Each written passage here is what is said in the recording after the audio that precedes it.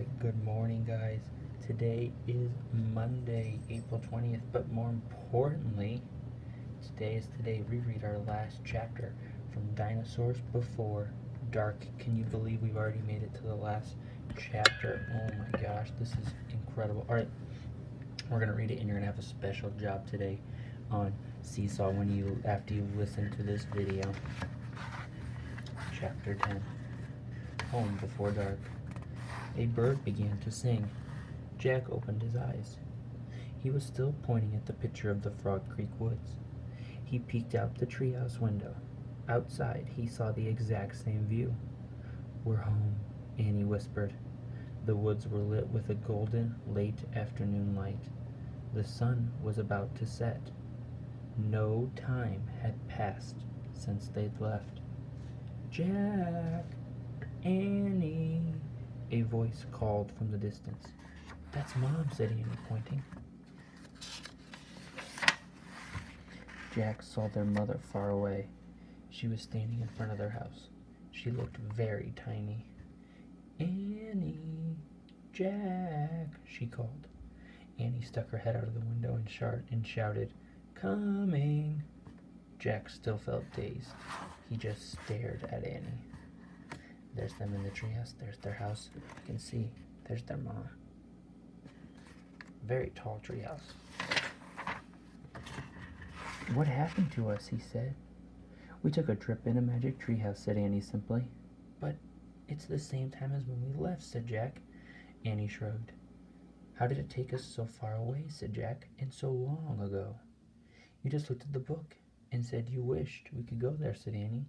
"And the magic treehouse took us there." "But how?" said Jack.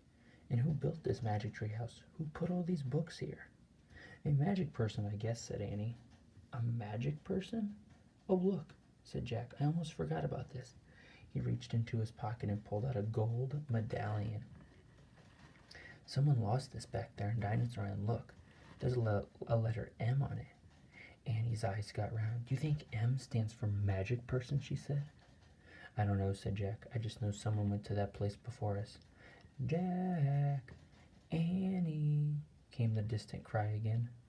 Annie poked her head out of the window. "Coming!" she shouted.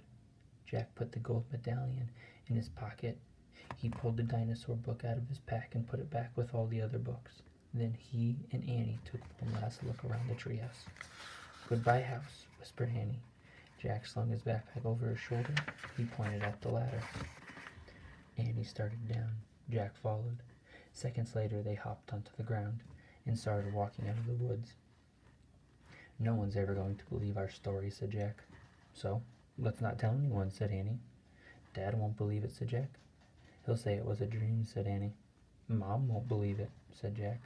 "She'll say it was pretend," said Annie. "My teacher won't believe it. She'll say we're nuts," said Annie. "Well, we better not tell anyone," said Jack. "I already said that," said Annie.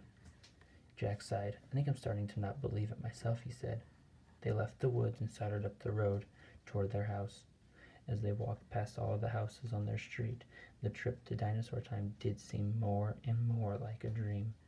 Only this world and this time seemed real. Jack reached into his pocket. He clasped the gold medallion.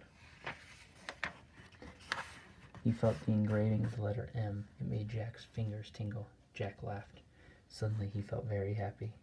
He couldn't explain what had happened today, but he knew for sure that their trip in the magic treehouse had been real. Absolutely real. "Tomorrow," Jack said softly, "we'll go back to the woods."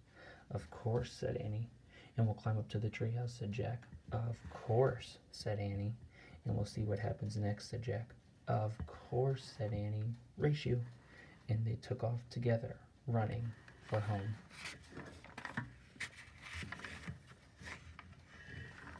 The end. And we have finished Dinosaurs Before Dark. What a good book. Go check Seesaw for your assignment, guys. See you later.